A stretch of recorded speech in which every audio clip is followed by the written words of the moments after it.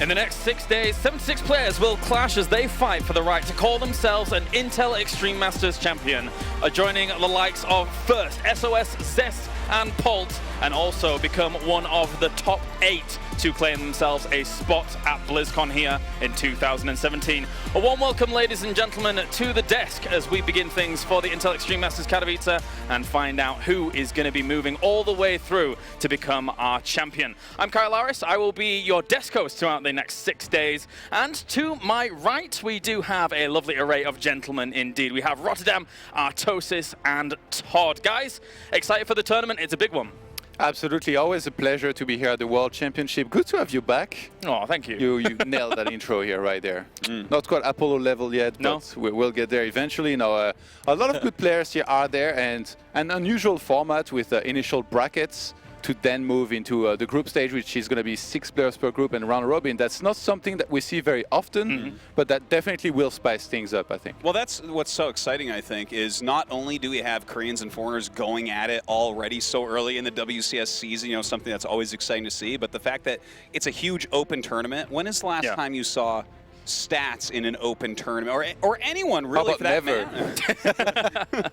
I mean, it's crazy, though. It's going to be awesome. There's some amazing standout players here, not only in the open brackets that we've got coming up, but also that have already qualified through to the 12 that are currently in the groups. You've got people like Innovation here, our previous Intel Extreme Masters Gyeonggi champion. Is he somebody who could even make a repeat performance, do you think, throughout the days? Absolutely. You know, last year during the Intel Extreme Masters here in Poland, I kept talking about the power ranking, and Todd made a lot of fun of me. He's like, why do you keep referring to this power ranking? Because I think they're very fun. And Innovation was actually ranked first in that power ranking. He's absolutely one of the top dogs. But there are so many players to be incredibly excited over here. That's right. Of course, you've got a lot of the foreigners, like Showtime, for example, who has really stood atop the foreign scene right now. Do you think so, or is there somebody that can contest him at the moment? Well, I mean, you always have to look at like some of the really big name players, such as Neeb. I mean, Neeb PvP, you can put him up against anybody, and he's not necessarily going to lose that.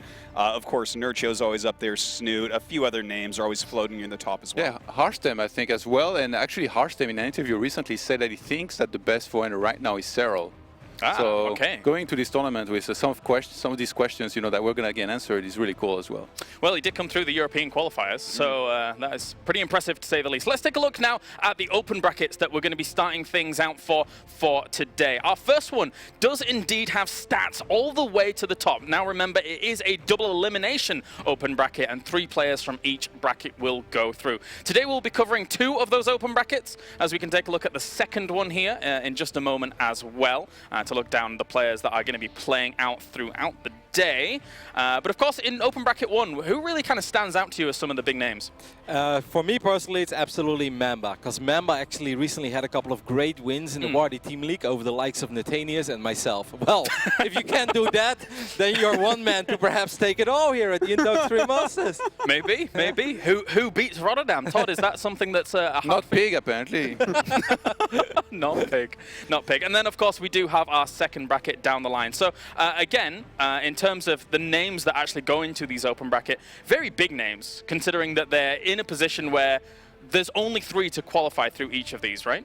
Yeah, only 3. And you look at some of the brackets, like this first one, there's like 5 names in there that I want to see move on. And then, for instance, I think it's bracket C is just like, there's more Koreans than there are spots, which is something you don't normally expect. It's like if a Korean loses, normally that's kind of an upset. But here, we're just going to see a lot of them go out early anyways. Something else I'm incredibly excited over is that even though all these players obviously dream of making top 3 in these brackets, because that means they will advance and they will keep the dream alive of making a very big payday, but even just making it into lower bracket, round 3, it will secure yourself of at least $600, and you can even go up to like $1,000 if you make it to the group stage. I think that stuff is really fun, and that's incredibly motivating for the local scene as well. Because if you're an 18, 19-year-old player and you get $600, you can suddenly justify playing StarCraft that much. Yeah. You can be like, hey, instead of working in the supermarket for, you know, $200-300 a month, I can actually try to make it in the Intel Extreme Masters and get some money as well, even if you don't go all the way. And that excites me. 44 players will get paid. I don't think this has ever happened in a StarCraft II tournament where the top 44 will walk away with prize money, and it really excites me. Exactly. It's the biggest StarCraft tournament in years, with how many players are here and how many players are getting rewarded for their goals. 250,000 across the board, with 100,000 for first place. For now, though, we can head over down to the player areas with a very familiar face. It's Smix. In a bit. We'll get on to that in just a moment. Of course. Not your fault, James. Not my fault. Your fault. Oh, well. Even happens at the Oscars. Don't worry about it. You should play camera check in there. Indeed. Okay. So let's take a look back at bracket 1 in just a moment after we actually do go to SMICS. So fun times. No worries, James. Nothing can beat the Oscars from last night, so we're all good. Of course, I am here at the tournament area where we have 16 players from Bracket 1 warming up and getting ready for their matches throughout the day. Now, of course, to my left, we have the main stage where we have the heavy hitters that we expect will be doing very, very well to keep an eye on. So over there, we can already see the Wunderwunsch TLO, his teammate Snoot, who was, of course, last year's Katowice runner-up.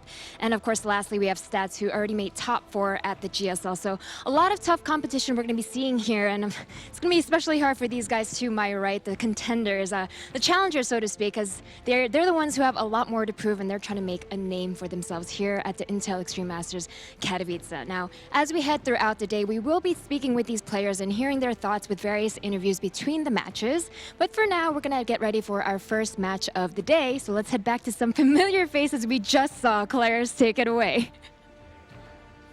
Much. SMICS, we saw us for a little bit too long during the transition on there, but that's fine, that's fine. So, of course, we now need to look at bracket 1, as we do have this open bracket about to unfold. And our first match, actually, is going to be DnS going up against DaNa. DnS, as of late, has been on a little bit of a rise, wouldn't you say so? Absolutely, yeah. Just recently beat Elaser and Showtime over in O Gaming organized tournament, the Underdogs. And he's just been quite on fire. On ladder as well, consistently in top 4, top 5. And it's funny because I was just talking to him, he was like, well, you know, ladder doesn't really tell much. And I told him, I beg to differ, actually. It really, it's a good indicator of how well you're doing right now. Look at Cyril. He's been atop the ladder for some time, and he's now doing super well and considered one of the best foreigners from some of these pro gamers. Not results-wise yet. So DnS is also one of those guys that I think could definitely break into these top foreign players eventually in one of these tournaments. This could be the one here. Yeah, and I think that there's multiple players in this bracket just like DnS that we hear from the pro gamers who get to play against them all day, even though we don't see them do, you know, fantastically well in an actual big tournament like DnS, as Todd mentioned. Then we have Lambo, who a lot of people have been talking about for quite some time as being a very strong Zerg player. And then a completely underrated guy, I think, in Elroy, who even almost made it into GSL in previous years. So like, there are quite a few stacked players here that could make some upsets. Yeah, definitely. I mean, before we kind of go deeper into that DnS versus DaNa matchup that we've got coming up, let's talk about some of the other players in this bracket. You've got people like TLO in there, people like Bly. Are they going to be able to kind of make some upsets throughout these brackets? What do you think? Absolutely. I mean, TLO is always capable of making an upset, and I believe he recently had a bootcamp as well with the Team Liquid guys together. And most of the time, whenever they do have a Team Liquid bootcamp, the following weeks, they always perform pretty well, because in general, it doesn't seem like they just get good work done. They also seem to be having a blast with each other, and I think it's always incredibly important. You're happy in life, you're enjoying yourself before you go into a big tournament. Remove some of the stress, so I can definitely see TLO do well. And I can keep telling you, but Mamba, man, he took me out. He killed you. He took me out. You have to be able to do something to do that. So yeah. I was on a roll that day. Okay, it was a good roll. TLO wasn't too high, though, on the power rankings on Team Liquid. No, according to it, he would probably finish. He would barely not make it to the top 24, I think. Just to check real quick, was Tasia #1 on those rankings? No. Because normally... Innovation. Oh, okay. just making sure, yeah. Innovation, yeah. Looking for the back-to-back, that's for sure. The one thing that I want to see is, or ask you guys, is in this open bracket, is anyone going to topple Stats? You can happily just say no. No. Yeah, let's just, that's not going to happen. Let's just kill this storyline. No. No. Okay. No. It's like, I guess the only, maybe TLO has a chance if he gets there, but I think that PvZ right now is reasonable for Protoss, and Stats is like top 4 GSL. He's killing it. Finals of the last IEM in Gyeonggi. Yeah. Should not happen. Should not happen. Yeah, the thing with Stats too is like going into this tournament, he just beat Innovation in the GSL quarterfinals. Like, spoiler alerts. I don't think too many people are going to be able to beat him in this tournament. He may be the favorite to make the finals with Innovation once again. I think Innovation is very angry about this, though. Probably. Machines do have emotions, because he's red hot. He did not show on his face. He's overheating right now, Todd. You know? Really? Just tuned into his stream, he looked the same as usual. No. Inside he's boiling. I mean, that's what I had last week. My computer looked the same as usual. I turned it on and the power supply blew up. So we better make sure we keep Innovation a little cool here. He's upset. We don't want him to end up like your computer. All right, I'm drawing this in. Okay, so also you got people like Snoot in there. Snoot, who for a long time was considered to be one of the best foreigners, or the best non-Korean in the world. Now, there's huge amounts of contention for that spot. So does Snoot have a potential good run through this bracket as well? What do you think? He's got the tough side of it, I would say. I mean, I guess the side with stats is always tough as well, but there's a lot of names in there that can knock him out, like ZVZ matchups. You never know. That's a volatile matchup. He could end up falling in one of those. And, of course, the match that we're kind of looking forward to for a spot there in the winner bracket final, which would make him go into group stage, would be him versus Harstem. Yep. And Harstem is, you know, always very strong against Zerg. I had a chat with him, and he didn't sound that confident against Protoss. He said, like, no European Zerg. He's doing well against Protoss right now, which is definitely a pro gamer's exaggeration. I was like, what about Cyril? He's like, okay, actually Cyril's the exception. So maybe not that confident if he was to face Harstem, but I mean, we've seen Snoot in the past crush the best Worlds Protoss. So. Yeah. You know, James, I think in the upcoming 2 days we're going to see a lot of amazing matches in these open brackets. But I think out of the 4 open brackets, this is the one where we do have our clear 3 favorites. And it should really be Stats, Snoot, and Harstem. Maybe not necessarily in that order. Maybe Harstem does beat Snoot, but then I still expect Snoot to win. If one of those would suddenly lose early on, obviously not looking at stats, but maybe Snoot or Harstem, then it becomes very difficult for them. If you go through the winner bracket, it's just 3 best of 3s, and then you're pretty much almost there. If they would somehow lose in the first round, then suddenly you look at a very annoying bracket where you have to survive 4 or 5 rounds against all pretty capable players. But I think out of the 4 open brackets that we have, this is the one where we have the 3 overwhelming favorites. Okay, fair play, fair play. Now let's take focus onto DnS versus DaNa. Of course, I asked you about DnS and how he has risen a little bit in the ranks in the foreign scene, of course. But talk to me about DaNa, because he's a name that he's been around in the European scene forever and ever. I remember casting him in Go for SC2s like 4 or 5 years ago, but really hasn't had that spike in LAN success. In fact, I think this is probably one of his first Intel Extreme Masters LANs of all time. So can he upset? What does he bring to the table here? It's very unlikely. Like, he's one of those Zergs that I think flies under the radar because he's, compared to the top players, maybe a little bit unexceptional. And on the other side, you have one guy in DnS who's just waiting to have like a real breakthrough performance in an offline event, who just beat Elaser, who's rated much higher than DaNa, and who has a style as well that's maybe a little bit different. Like, he plays super aggressive. You know, he will very often open Oracle, do adept drops here and there, go into charge loss, send them all over the place, start killing a lot of drones, and then it's the beginning of the end. So I'm very worried for DaNa here. Echoed? Yeah, no, DaNa is just not a guy that we've seen very much of, whereas DnS is one of those names that's on the tip of everyone's tongue, just waiting for that breakout. So I'm really expecting him to be able to take him down, but neither of them have had great LAN experience. So, you know, that can get under your skin, especially if people are expecting you to do well. In the case of DnS, a lot of his fellow pros are here. They're like, okay, we think he's going to, you know, maybe get 4th place in the bracket, maybe even break through today and making that top 3. But that can make him put pressure on himself and make him mess up against a very capable DaNa. Yeah, DnS does have some experience, though. I mean, he made it to like 2-3 Homestead Cup in a row already, so it's not like his first time here. And I obviously, like, when it comes to a big stage where people do expect of him, that's perhaps kind of a new playing field for him. But I still expect DnS, at least here in the first round, to be pretty damn solid. It's really cool as well. You know, he used to be kind of overshadowed by both Lilbao and Drogo, and I would still say that Drogo is a better Protoss than DnS. But DnS is definitely creeping up there, and obviously Lilbao's not with us anymore. That sounds very sad, but he's playing Overwatch. But you know, that's still a little bit. I made it sound like he died. He's like, he's not with us. Like, hey, it's the off-season right now in Overwatch. He said he was going to reinstall StarCraft and play some. I would be before excited. He comes back. I don't know. We don't see Lurkers anymore. Maybe Sentry Blink Stalker works again. Might see him win 30 Gs. You never know. But no, I think it's really cool to see DnS really making some moves and making some waves in the scene.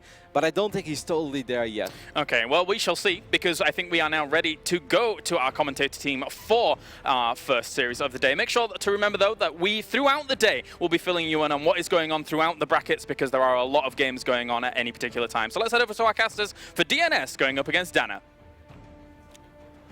What is up, guys? It's Tasis and Maynard here at the Intel Extreme Masters, and we are starting off our first best of 3 here early on today with DnS versus DaNa. That's right, and the guys touched it on the desk. Very, very excited to be here for the Intel Extreme Masters Season 11. It's my 3rd time here. I think you guys haven't been here. It's my first time. Really exciting to see you and Dan make it down here for this huge event. I've been so hyped to come down here. Yep.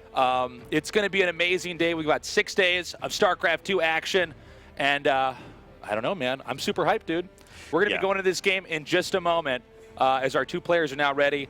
DnS versus DaNa, what are your thoughts on this before we get started? Well, it's hard not to heavily favor DnS in this matchup because he is a guy, he's had some pretty good results recently online. He's beaten Showtime, he's beaten a Laser, so clearly his PvZ is quite strong. The balance of PvZ, especially in Europe, has been brought up as well, and there's obviously European versus European here. DaNa, or DaNa, tomato.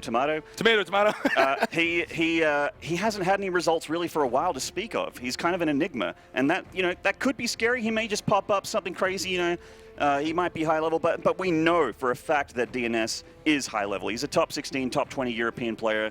He is a formidable force for DaNa, the Polish Zerg, here to beat. It's always interesting when you have a tournament like this one because it's so much about stamina. There are so many players that you have to go to if you're going to win this thing. So many possible outcomes. It's so different from some of the other tournaments we see out there where it's like these guys have a week or two to prepare for this one match. This is like the ultimate StarCraft II marathon here at the Intel Extreme Masters. This is really reminiscent of a lot of the older open bracket tournaments, the old MLGs, where there is just so many players that we need to get through to get to our top 8 here. That's going to go to Spodek. And actually, this is 76 players. Yeah, baseless. 76 players. We have a lot of games, 6 days of games to go through. There really is something special about winning a tournament like this one because you have to, on any given day, man, you can have some bad games, you can have some hiccups in your play, but here we're going to see who can actually just tear through it. All right, guys, we are now in game number 1. Tell your friends to join us here at the Intel Extreme Masters. In the bottom right, in the blue, he is DaNa. And the very scary Protoss here in the bottom left here of Nuco Precinct. This is the French Protoss, DnS. Maynard, we are back together. Finally. At last. 2 hype casters in one match. What will happen? I don't know. Probably a lot of hype, Tasteless. We're going to say GG at the same time, and then they're going to be like, what's that sound? They're going to be like, wee! A little GG baby has been born because 2 hype casters are together. Oh, man, you can't pull this on me so early, Tasteless. This is the first 2 minutes of game 1, and you're already making me exhausted. Already out of control, man. Yeah, all right. Oh, this is insane. So I want to say something. No, I actually really like these parts of the tournament, right? Where we're super early on. These 2 guys, I think obviously people aren't expecting them to win the whole thing, but let's see what they can do, how far they can go. This is such an exciting thing as a player, when you're part of a tournament this big where it's like everybody who's good gets in. Yeah, low ground wall off expand here for DnS. Pretty standard stuff from both players, actually. Not a whole lot to bring up. I mean, I guess that, PvZ is one of those matchups that's kind of starting to, there's a lot of things that you can do in this matchup, is what I'm trying to say. There's a lot of things for the Protoss to do. The Zerg is trying to figure out how to get back on top of this one, because especially in Europe, it's been favoring the Protoss for a little bit here. Like, it's the popularized Archon drop that a lot of the Koreans have been using made it to Europe. That's been hitting the ladder a lot. There are people that use it, like, are you a Stargate Protoss? Are you an adept timing guy? It's a lot of things you can do as a Protoss. The Zerg, they're the reactionary race, and there's a lot to react to. So scouting's going to be very key here for DaNa. Yeah, that's always been, especially in the early part of any game of StarCraft. The Zerg is always sort of trying to read the opposing player, see how many more drones they can squeeze out. Okay, what are they teching to? Can I find the tech? If I do, let's see how I respond. Otherwise, I got to use whatever other intel I have to try to get that read and react to my opponent. Yeah, absolutely. So speed coming down here for DaNa, DnS, just going for that adept scout after getting gateway, and he's going for just checking to see if that 3rd hatchery gets down. He can delay it a little bit annoying. Not really a huge game changer there, very standard, and he's going to go straight into that Stargate tech after making that first adept. So this adept poke is going to come in here, and one of the functions of this is obviously to scout, but another one is to pressure the Zerg into not making drones. That's basically, especially in the matchup Protoss versus Zerg, and it's basically always been like this.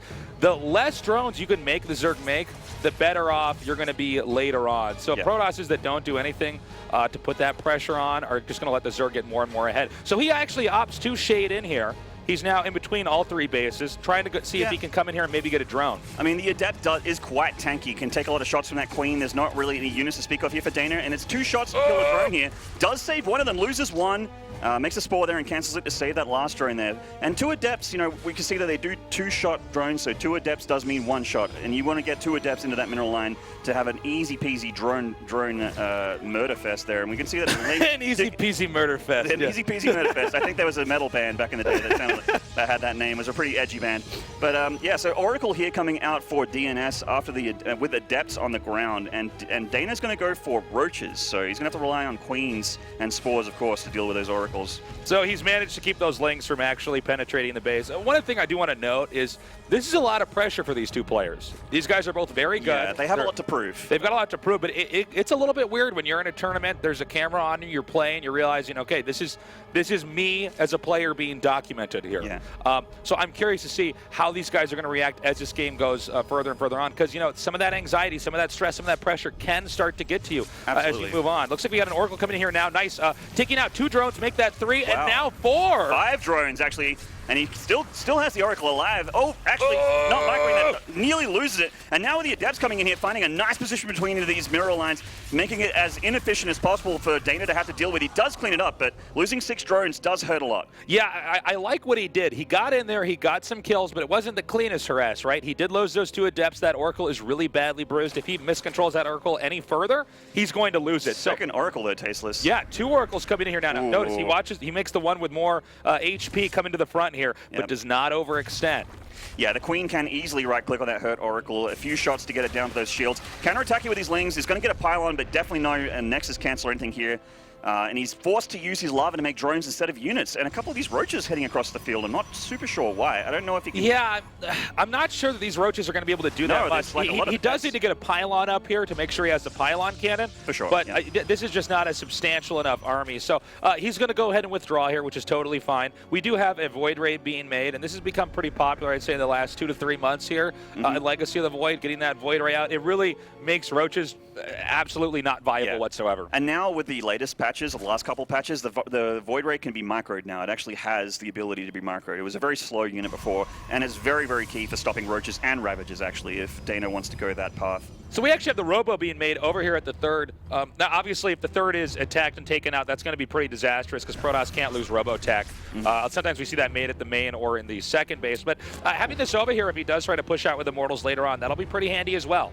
So Zerg wants to be, you know, a little bit higher on the drone count here, and he's forced to replenish these numbers because the harassment here of DNS has been quite nice. And these 2 Oracles together really shred worker lines. It's very, very tough for the Zerg to deal with without more Queens, without Hydralisks. We do have Hydralisks on the way. I wonder if he wants to go for Lurker Tech here. This is something we're starting to see a little bit more in ZVP. The Lurker is a very scary unit. He's just getting muscular augments here for the Hydras, getting that supply cap ready, but DNS is ready for his next step of the plan. A bit more harassment here, but a Warp Prism and Twilight Council going down and back at home. Yeah, really nicely done there with the Oracle. He gets in there, he does some damage, he only loses the shields. Meanwhile, we have the Warp Prism coming up here now. Zerg is teching to a lot of Hydras. This little gateway wall that we have down here is not going to be that helpful in a moment like this. That's really much more handy with like Ling, Roach, or I mean, anything that doesn't have the range to really punish somebody. So Protoss might be in a funny spot if he is attacked over here in this area, because this is going to make a little bit of a funnel that his army has to go through that Zerg might be able to stay back at and damage the gateways, maybe even get the Nexus. That's a great start there. And I mean, if you look at the supply here, Tasteless, we have got a lot of army here for DaNa. And he's going to be hitting before these gateway finishes, which means it's going to be very tough for DNS to reinforce this army. And he needs a lot of Adepts here to deal with his Hydralisk force. Now the Hydras are going to be, well, almost just barely out of range of that pylon. They're going to kill the gateways. Yeah, he's going to get the gateways, and this is going to knock out 3 production facilities, which is very critical. This is really where the gateway explosion kicks in. When you get a 3rd base like that. So losing that gateway, it looks like he's going to keep the other ones. But what we're seeing here from DaNa, excuse me, is he wants to go for the kill move. He's not going to try to shave off these gates and play a longer game. He actually wants to end this game right here, right now. Lots of stasis mines going down here for DNS. Will it be enough, though? That's a lot of Hydras. Ravages joining the field as well. These Lings getting stasis mine is not hugely bad for DaNa. The real meat and potatoes of his army here are the Ravages and the Hydras. So much DPS here. Okay, so this is like a really tough spot here for the Protoss to defend, but it looks like Zerg's become uncomfortable. Oh, sick! He got in there, got all these probes! Amazing play. And you know what? That's the kind of damage you need to do. And the rest of his army got out. No harm, no foul there for the Zerg. Oh, that's a dead Archon, Tasteless. I think it... Yeah, Ling's going to get it. Wow. Jeez. So that is a lot of damage here from these Hydras and the Lings. He's killing so many with 32 probes going down here. The Oracle's trying to deal with it, and they will clean it up, but he has taken critical damage. He's down 60 supply, and the army is still heavily in favor of the Zerg. The production hasn't been enough for the Protoss to keep up with his pacing here of DaNa. The pressure is on, but the Protoss' army is starting to get more and more sophisticated here. He's going to have to loop around this obstruction at the top of the screen and try to close in on this, but it's not going to be easy. This is a pretty threatening Zerg army. Yeah, these Archons are quite threatening as well, but it doesn't. He has a few force fields here, and he could engage this well. We'll see if he has enough to shred through these very high DPS Zerg units. The Zealots coming in for the left, and the Oracle's coming in to help as well. Will they be enough? He does deflect him, but he has taken so much damage from this initial push, though, Tasteless. Will it be enough? He's still losing probes back at home. 53 probes have gone down to DaNa during this attack. I hadn't realized that until he went back there and saw those links. Really nicely done. But this counterattack is pretty serious. Zerg needs to muster up enough forces to drive this back. The sentry's now going to merge in with the rest of this army. Did Zerg overextend? Will Protoss be able to punish? Well, the Archon's doing a good job at the front, but the Hydralisks on the right are largely untouched, and they are doing a lot of damage here. The Phoenix starting to lift up a couple Hydras, and he is starting to push and cut through DaNa's forces here. The hatchery at the front, the third hatchery, is in trouble. What he really needs is to kill the army. He needs to kill DaNa right now. If DaNa holds, he wins. Now, Protoss only has 12 probes. 12 probes is not going to be enough to be functional later on, so he has to keep this army together. The less sophisticated the army is, the stronger the Zerg is going to be against it. The Immortals are very key here for killing the very, very scary units here. The Hydras are starting to get through these Archons. Only one Archon left. I think DaNa is going to be able to do it here as he just starts to clean up the rest of DNS's army. I'm sorry, did he get the hatchery? No, he did not. All right, doesn't matter. GG. DaNa wins game one. That was actually pretty crazy, man.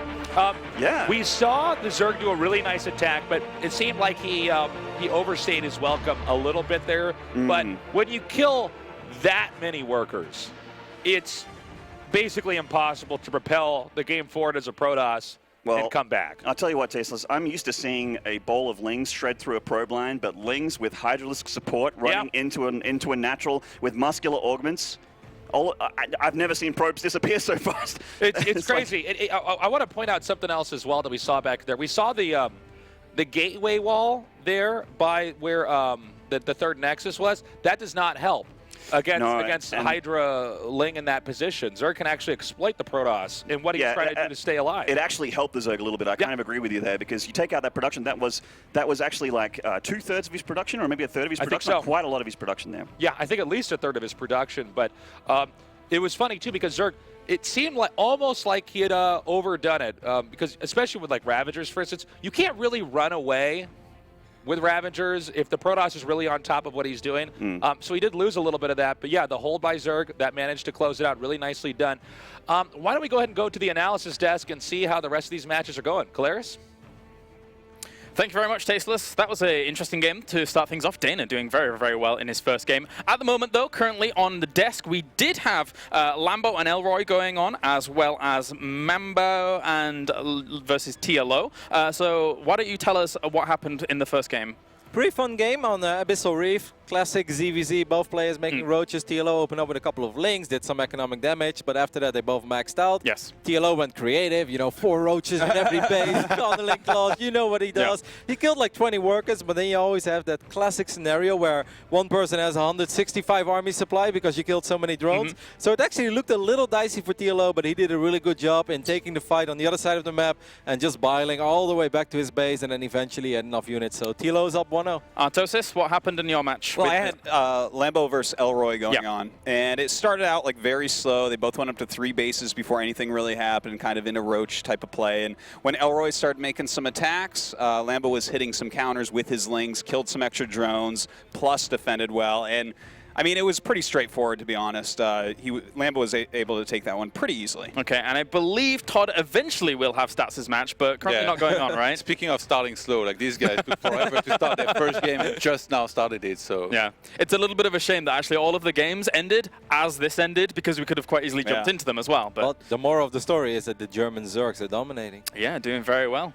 Good job, Zergs. Good job, Zergs. All right, well, that does it for us for the moment. We can head back to game number 2 with Tasteless and Maynard to see what's going to happen. All right, guys, we are back. We'll be going into game number 2 shortly here. So DaNa in game 1, a really good job. He did overextend a little bit, but overall he seemed to be very solid. We actually didn't get to talk about this, but that warp prism that was shot down, that's kind of a bad tell on the mental state of DNS right now. Yeah, you kind of, the warp prism is your pushing tool because warping in at a proxy pylon doesn't really happen anymore. The warp prism is all about it. And it kind of felt like an anti-timing. Like with those gateways coming down, he's making 6 gateways with the Zerg, while the Zerg was attacking his third. Like everything felt like a little bit late. He was a beat or 2 behind DaNa in that game, and we end up in a situation where the heavily favored French Protoss is actually down a map against the underdog here. Yeah, you got to remember how much pressure is actually on these two guys. As much as you can practice and as much as you can play, it's a different beast when the world's watching, especially for the starting match here at the Intel Extreme Masters. Introducing our players in the bottom left, in the blue, he is DaNa. There he is. Don't get to see him on camera very often these Drink days. it in, nerds. The top right. Currently down 1 map in the series, the French Protoss. This is DnS.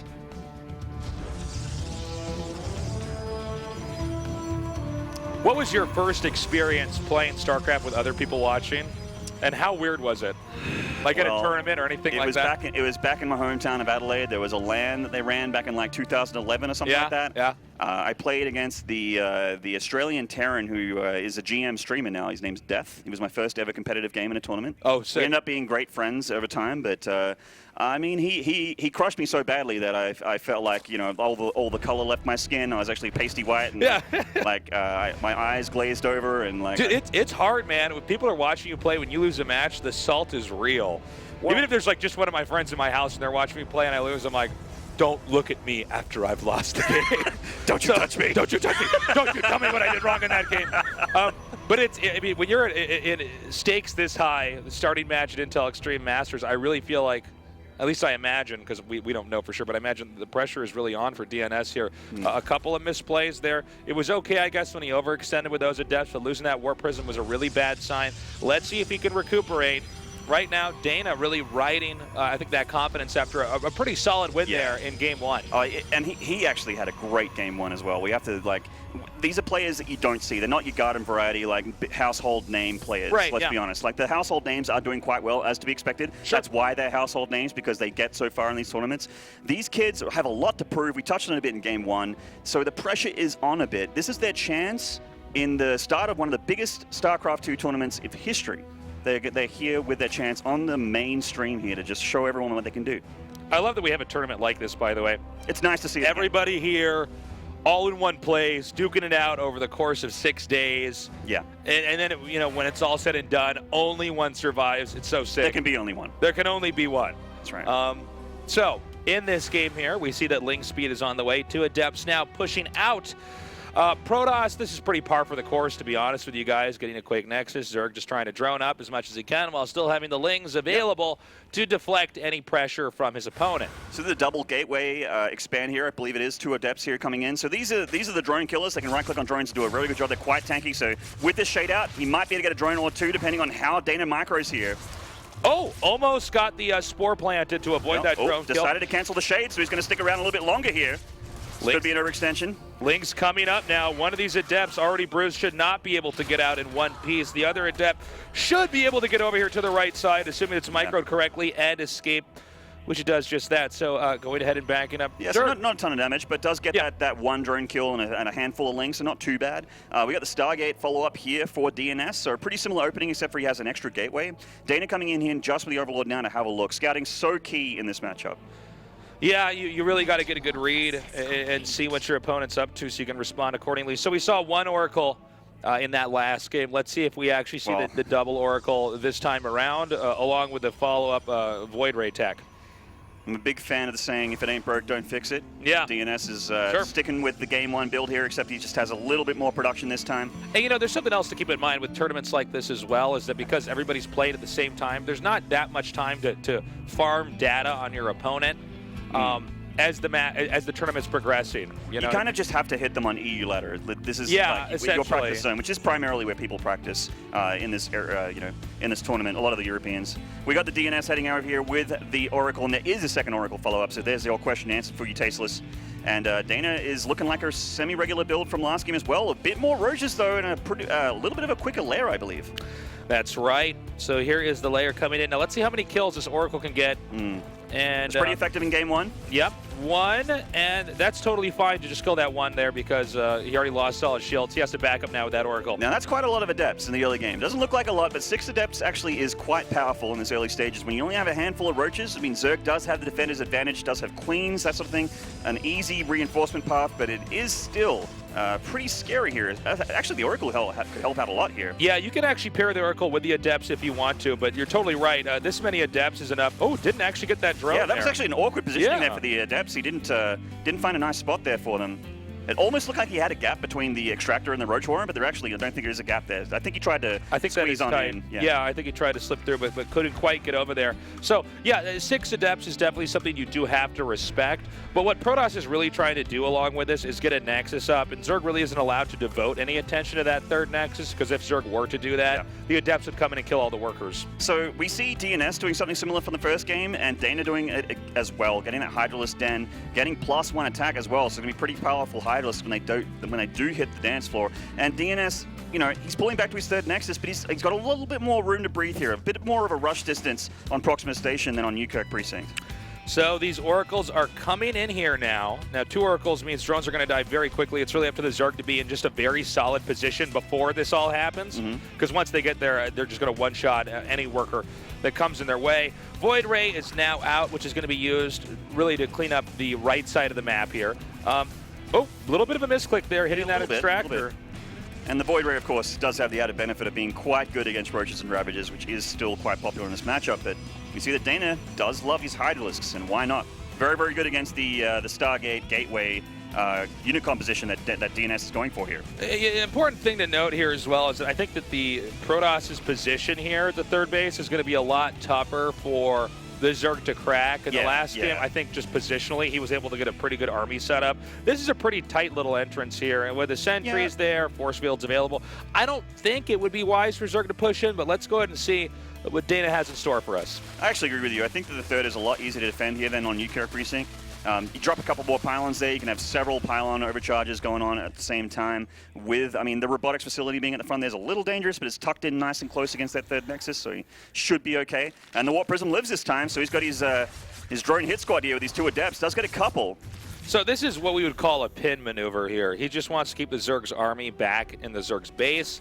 This alleviates a lot of pressure for Protoss, and as you know, we're seeing this Zerg army stay back. You can see 6 gateways are actually being made, so there's about to be a huge production explosion on the Protoss' side of the map. Also the Templar Archives, which is of course completely integral to beating Zerg if the game goes on. For pretty much anything past 8 minutes, you have to have that tech available. This is pretty much the exact same build from both players in Game 1, like the same unit compositions. Still has a double Oracle, just like Game 1. Void Ray came out.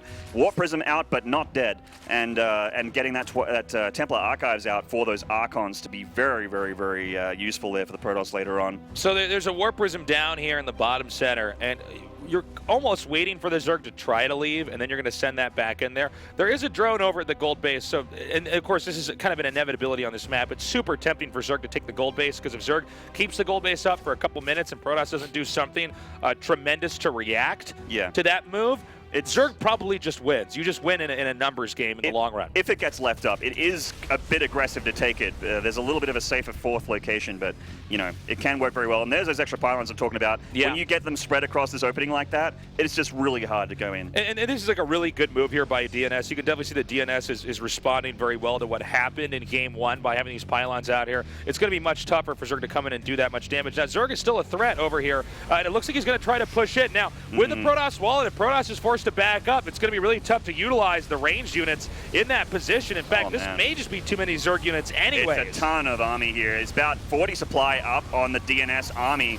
And yeah, it's very high-tech army. There is a lot of tier 3 units here for DNS, but will there be enough is the big question. Zerg is starting to trickle in. Decent enough force fields to carve off those roaches from the Hydras. I actually think Zerg might be able to take this right here, right now. The warp in from the warp prism, I don't believe it's going to be enough damage to compensate for what's happening here. Oh, man. The Robo unpowered. There's no direct response now to this many roaches on the map. The Nexus with no more shields. And I think this could be a game going to DaNa. It could be a series going to DaNa, I think, Tasteless.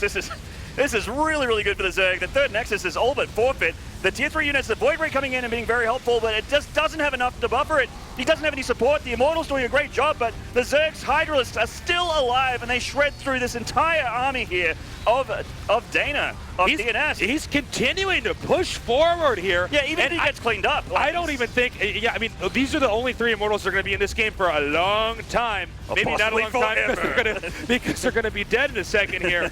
I think we're going to have to see DNS tap out as the macro from DaNa must be respected in this game. Absolutely, and he's just rallying units across here, and rightfully so, just holding that R button, getting that lava to turn into roaches, and just rallying across. That's all he needs to do at this point. Archon's being made here in desperation for DNS, but one of them is not going to finish, and the second one won't either. Yeah, I think at this point in time, we're really seeing DNS digest the loss. Yeah. As DaNa really a force to be reckoned with, and you know, it's tough, man, when you're playing and the world's watching. Yeah, and so favored as well by pretty much everyone on the counter and us as well.